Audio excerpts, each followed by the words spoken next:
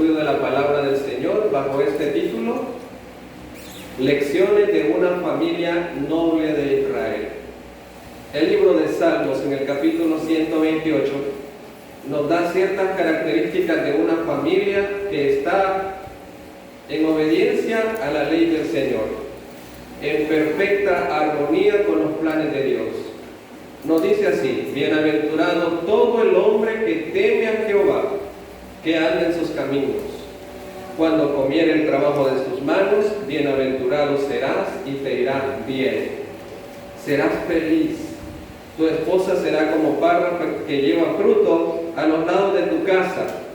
Tus hijos como plantas de olivos alrededor de tu mesa. He aquí que así será bendito el hombre que teme a Jehová. En esta mañana vamos a considerar el ejemplo de una familia que existió en la historia de Israel y que nos deja grandes lecciones a nosotros, que unos ya tenemos familias, otros están formando las familias y otros anhelan formar sus familias. Así que para todos es la lección, y nos vamos a ubicar en lo que nos dice el libro de Éxodo, en el capítulo 1, el verso 13 y 14. Un pueblo que había descendido a Egipto, que era libre, que tenía privilegios, pronto cambió todo para ellos. Llegó un nuevo rey que no conocía la historia y el salvamento que Dios hizo a través de José, y sometió a los hijos de Israel a la esclavitud. Nos dice ese verso en el libro de Éxodo capítulo 1, el verso 13 y 14. Y los egipcios hicieron servir a los hijos de Israel con dureza, y amargaron su vida con dura servidumbre, en hacer barro y ladrillo, en toda labor de campo y en todo su servicio, al cual los obligaban con rigor. Los tiempos que antes eran de bonanza vinieron a ser tiempos difíciles, tiempos de angustia, tiempos de esclavitud. Y en esos tiempos se agregó un decreto que vino a agravar más la situación. Los israelitas, a pesar de que estaban en esclavitud, el Señor cumplía la promesa que se le dio a Abraham, que sus descendientes se iban a multiplicar como las estrellas del cielo. Pero Satanás instigó al rey de Egipto que hiciera un decreto en el cual todos los varones que nacieran debían de ser lanzados al río y matarlos para que no crecieran y no se multiplicasen más. Pero también tenía como propósito evitar que naciera un libertador. En el argot popular del pueblo había una creencia de que Dios iba a levantar un libertador, y el rey de Egipto, instigado por Satanás, intentó mediante este decreto evitar que el libertador naciese. Pero cuando este decreto vino a la existencia, la fe de las familias de Israel fue puesta a prueba hasta lo sumo. Las mujeres ya no querían salir embarazadas, y cuando salían embarazadas le pedían a Dios que su niño fuese, o que su bebé fuese una niña, para que no se los matara. Y el Señor dice que bendijo a las parteras, porque las parteras tuvieron temor de Jehová y no cumplían el mandamiento del rey. Pero cuando llegaba el ejército, tomaba a los niños y los lanzaba al río. Pues en medio de esta dificultad había un hogar de la tribu de Leví, en la cual la fe era siempre un tema esperanzador. Ellos trataban de impulsar a las otras familias a decirles: no importa la circunstancia que está, el Señor levantará uno que vendrá a libertarnos de esta esclavitud. Tengamos fe. Y esta familia, compuesta por dos personas, Jocabed y Amram, que eran descendientes de la tribu de Leví, ellos, el Señor los bendijo con una hija, María, después con un niño que le pusieron por nombre Aarón.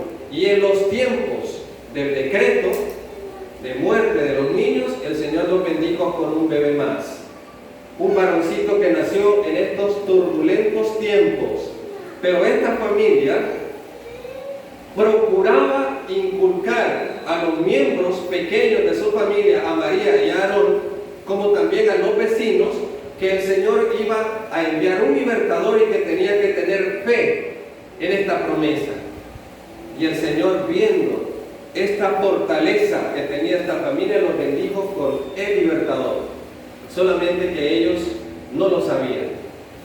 Jocabed salió embarazada y cuando fue el momento del alumbramiento, dice que ellos, al ver que era un niño, en primera instancia se sintieron tristes, pero después hicieron todo lo que estuvo a su alcance mediante la fe para mantenerlo a salvo de las garras del ejército de Egipto, y lo mantuvieron escondido en la casa durante 3 meses. Era difícil mantener callado a un niño de 3 meses, pero la madre, el padre, María y Aarón, los 4 miembros, hicieron todo lo posible para mantener a este niño escondido. Pero a los 3 meses ya el niño lloraba muy alto, y entonces fue necesario hacer algo que para este hogar fue difícil, de llevar a su niño y dejarlo allá a merced en un río. Se nos relata aquí la historia de Jocabed. Hizo un cesto para que no se hundiese en el agua, y ahí depositó a su precioso bebé de 3 meses y lo llevó al río y lo ató con unos juncos. Y luego ella siguió con sus actividades, porque ella no era una mujer libre como nosotros, que a veces nos quedamos en la casa sin hacer nada. Ellos tenían responsabilidades fuertes, y a cargo de ese niño dejó a su hermana mayor, María, que lo estuviese observando. El espíritu de profecía en el libro Patriarcas y Profetas nos dice que cuando Dios vio este esfuerzo de esta mujer, el resto lo hizo Él. Envió sus ángeles al palacio del rey de Egipto y movió el corazón de una persona para que se encaminase al río. Era la princesa, la hija del rey. Llegó a las orillas del río y vio cómo a lo lejos se veía un cesto, y ahí se dirigió hacia el cesto, mandó a traerlo, y cuando lo abrió pudo ver a un hermoso niño que estaba allí. Su corazón fue tocado por Dios y decidió adoptar a ese niño como hijo propio. Ella sabía que era un niño hebreo, pero no le importó eso, sino que lo hizo como hijo propio. Y en esas circunstancias, el Señor también dejó que los otros integrantes de la familia también trabajasen en esta dirección. La niña que estaba cerca se acercó a la princesa y le dijo que si le buscaba una nodriza. Y la nodriza, la princesa le dio permiso y fue a traer a su madre. Cuánta alegría tuvo Jocabed y Amram al recibir a su niño nuevamente, porque tuvieron fe en que Dios lo iba a proteger. Y cuando recibieron a este niño, la princesa le dio la orden que lo educaran para llegar a ser príncipe. Y hermanos, durante 12 años, Amram, Jocabed, dieron una educación a todos sus niños, pero especialmente a Moisés. 12 años de instrucción plena, en la cual trataron de inculcarle en su corazón que había un único Dios verdadero y que todos los demás dioses eran falsos, que a pesar de que los egipcios se postraban frente a imágenes de animales, el único Dios verdadero era el que habitaba en el cielo. Amram y Jocabed trataron de detener al niño lo más que pudieron, pero a los 12 años una caravana real llegó al hogar humilde de esta pareja, y aquel niño que estaba siendo educado en un hogar hebreo fue llevado al palacio de Faraón. Todo diferente. Fue matriculado con los mejores pergaminos y maestros que habían en esa época, y fue instruido en todas las artes, las ciencias de los egipcios. Moisés llegó a ser un poderoso varón en palabras y en hechos.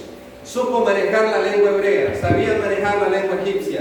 Era un militar activo, con grandes victorias en Cádiz y otras de las batallas que históricamente se recuerdan. En realidad, Moisés también participó en la arquitectura creando las ciudades de Ramsés y otras ciudades que están allí, escritas en las Sagradas Escrituras. Era un hombre en verdad perfecto. Pero volvamos a la familia. ¿Qué pasó con sus otros dos hijos? Mientras Moisés triunfaba en los palacios de Faraón, su hermano Aarón tenía un destino diferente. Era un esclavo. Y este esclavo se dedicaba a hacer los trabajos que obligatoriamente le hacían los egipcios. Y María, una joven que desde niña llegó a ser una niña activa, siempre buscando soluciones a las cosas. Y ella, viendo la desgracia de su pueblo, trataba de ayudar a todos con aquella palabra para animar al cansado, recordándoles de que Dios tenía un libertador. Y así la fe de estas personas fueron poco a poco fortalecidas por esta familia noble de Israel. Hermanos, los destinos de los miembros de la familia fueron diferentes en este caso. Mientras unos gozaban de la opulencia y los éxitos, otros eran esclavos y otros servían a quienes sufrían. Pero en medio de esto, el Señor había depositado la semilla de la fe en cada uno de ellos. Samuel, Moisés tenía la fe en medio de sus triunfos. Aarón tenía la fe en medio de su trabajo diario terrible. Y María tenía la fe en medio de sus quehaceres también, ayudando a otros. Todos tuvieron experiencias diferentes. A veces como padres, muchas veces queremos que la historia de los hijos sean iguales, pero nunca será así, jamás será así. Mientras unos se destacan por un lado, otros quizás no tengan tanto éxito terrenal y veamos que su vida sea menos dichosa que el otro. Algunos es posible que sean esclavos trabajando para otros y trabajando duramente, y aunque las experiencias sean diferentes, la semilla de la fe es la misma y la oportunidad de salvación es la misma.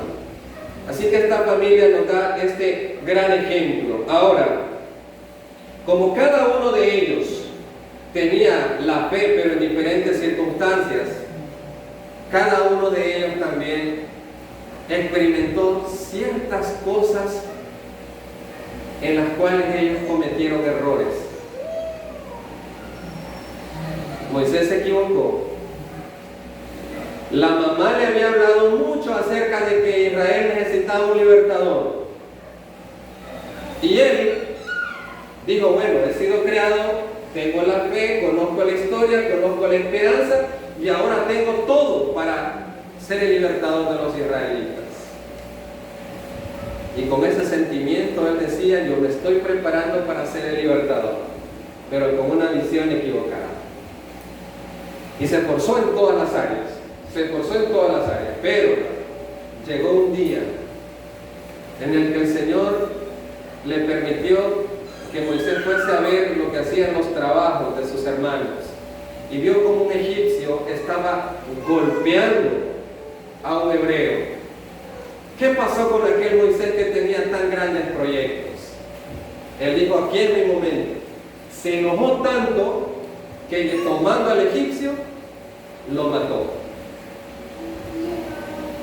Y aquel propósito que él creyó que los israelitas le iban a entender que era el libertador, sucedió todo lo contrario. El siguiente día regresó otra vez a la obra y vio a dos israelitas que estaban peleando. Y él trató de decirles, pero ustedes son hermanos, ¿por qué pelean? Y uno de los israelitas le dijo, ¿quién te ha puesto a ti por juez entre nosotros? ¿Me vas a matar igual como mataste a aquel egipcio el día de ayer? Y rápidamente la noticia llegó a donde estaba el rey. Y el rey mandó a perseguir a Moisés y a aquel que tenía grandes privilegios, que su propósito era ser el libertador de Israel y tenía todo en sus manos, rápidamente fue declarado culpable, traidor y fue perseguido.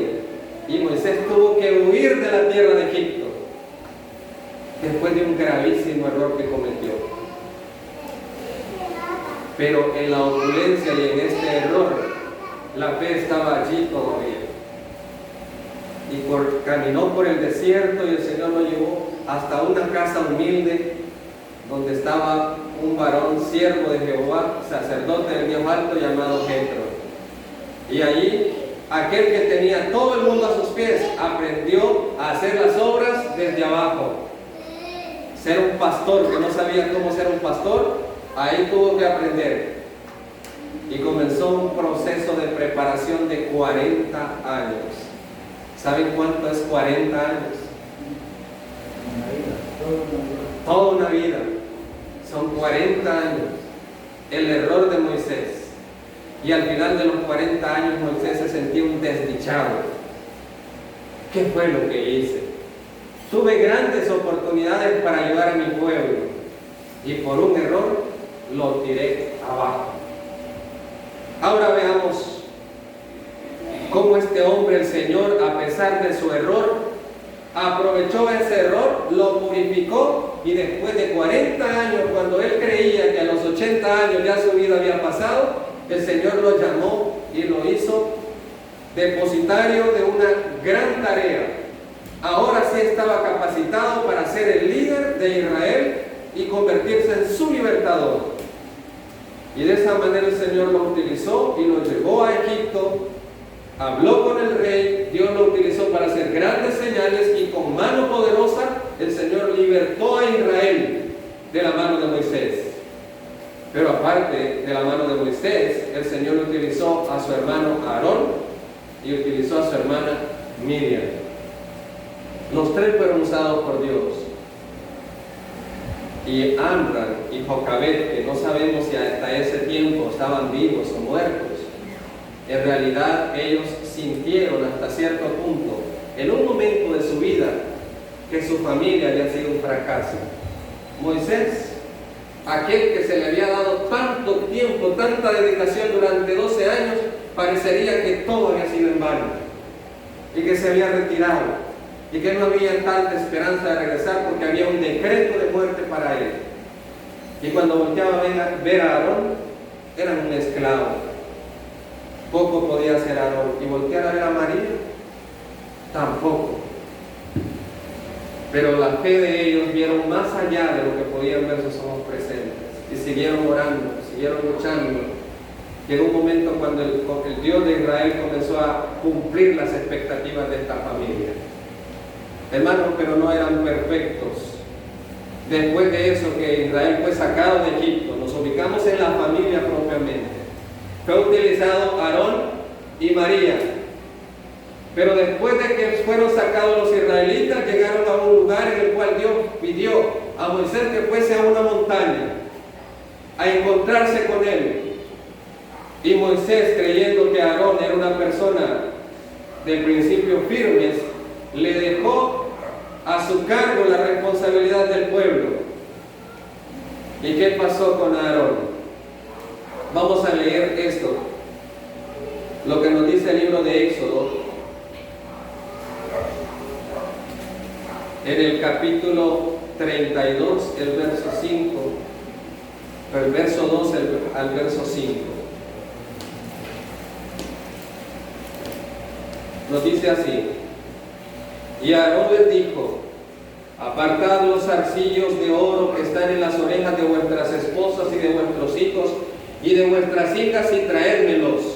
Y entonces todo el pueblo apartó los zarcillos de oro que tenían en sus orejas y los trajeron a Aarón, el cual los tomó de la mano de ellos y les dio forma con buril e hizo de ello un becerro de fundición.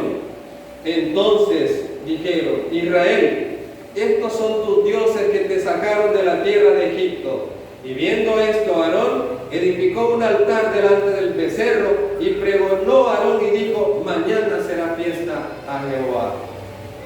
¿Qué pasó con el hijo de Amram y Jocabed, creado criado con tanto detenimiento y recién habían recibido de parte de Dios la ley que decía: no te harás imagen de ninguna semejanza. Y ahora Aarón vemos a este hombre haciendo un becerro del oro que había pedido a los israelitas. Y cuando vio que agradó esto a los israelitas, hizo un altar también. Aarón cometió el pecado de hacer idolatría delante de Israel. Pero hermanos, cuando vino Moisés y lo reprendió, sinceramente la fe de Aarón lo salvó. La escrita profecía completa lo que en la Biblia dice aquí, que cuando Moisés dijo: pónganse a mi lado los que no han participado de esto. Y toda la tribu de Leví pasó al lado derecho de Moisés. Y luego dijo: todos aquellos que han participado pero que se arrepientan, pónganse a mi otro lado. Y uno de ellos fue Aarón. Aarón fue reprendido duramente por Moisés. Y Aarón sinceramente se arrepintió y le pidió a Dios que le perdonara de todo corazón. Fue la razón única por la cual Aarón no murió en esta ocasión. Él se arrepintió. La fe actuó en el momento de la debilidad. Hermanos, porque los errores en nuestra familia pueden cometerse, pero la semilla está sembrada allí. Alguien puede decir: es que el hermano o la hermana no cree, nunca creyó en Dios. No, fue un momento de debilidad, hubo un problema y se cometió un error, pero la fe está sembrada allí. Y cuando viene la reprensión de parte de Dios, esa fe actúa e induce al arrepentimiento. Y Aarón se arrepintió, y de ahí en adelante su arrepentimiento fue tan sincero que Dios utilizó a este varón para que fuese el representante del Hijo de Dios frente al pueblo, y lo eligió como el sumo sacerdote. Y de su descendencia, todos los que nacieran del linaje de Aarón iban a tener este enorme privilegio de ser los representantes entre el pueblo y Dios. ¿Cometió errores Aarón? Sí, los cometió. Pero se arrepintió y Dios le perdonó de todo corazón. Hermanos, a veces nosotros no le perdonamos el error a las personas que han cometido, pero Dios sí lo hace. Él ha prometido que los errores de las personas, cuando se arrepienten, los toma y los echa a sus espaldas. ¿Alguien de ustedes se ha visto la espalda alguna vez? Y no solamente esos errores, sino que los toma y los mete en lo más profundo del mar. Amén. Y de ahí nunca más se vuelve a acordar de esos errores el Señor. Y así pasó con Aarón. Y fue seleccionado por Dios como un hombre poderoso, que llevó la fe en sus manos y era el representante del pueblo frente a Dios. ¿Y qué decir de María? María era una profetisa, era una mujer que tenía un gran ministerio en la conducción del pueblo de Israel. Pero llega un momento en que su actitud, siempre de buscar soluciones, siempre de ayudarles a otros, cuando veía una dificultad, ella quería arreglar las cosas, porque a veces sucede eso. Hay características diferentes entre los hijos. Algunos, cuando existe una necesidad, se quedan sentados y no les remuerde la conciencia. Otro lo va a hacer, pero otros tienen en su corazón: si existe una necesidad y nadie se levanta, yo me voy a levantar. Eso es algo que está impreso en el corazón. De esa manera era María. Y cuando había problemas en Israel, ella quería hacer la solución. Pero llegó un momento en el que Moisés no la consultó para las soluciones, sino que fue su suegro el que le dio la solución. Y eso despertó celos en María. Llegó un momento en el que contaminó a su hermano Aarón y comenzaron a hablar mal de Moisés. A ese Moisés la mujer lo manda, es un mandilón. ¿Han escuchado esa frase últimamente? A veces decimos: no, es que la mujer lo manda. ¿Quién dijo eso? María. Fue María la que le fue con eso a Aarón. Nosotros, el Señor a nosotros también nos eligió, pero Moisés ahora quien nos manda es a la mujer cusita. ¿Quién era la mujer cusita? ¿Cómo se llamaba la esposa de Moisés? Séfora. Séfora no era cusita, pero era un insulto. Era un insulto que le daban, porque la Séfora era madianita y era hija de un sacerdote de Dios, Jetro. Madián era descendiente de los hijos de Abraham también, hijos de Lot, o hijos de una descendiente de la rama, creo que por Setura, la esposa de Abraham se llamaba Setura y tuvo Madián. Y de ahí viene la descendencia también. Así que Séfora, a pesar de que no era israelita, era descendiente de Abraham. Y tenía la fe verdadera, si no, Moisés no hubiese sido lo que fue después, porque quien lo instruyó fue el sacerdote, su suegro. Hermanos, pero María se equivocó y comenzó a hablar contra Moisés. ¿Y qué le pasó? Vamos a leer el libro de Números, capítulo 12.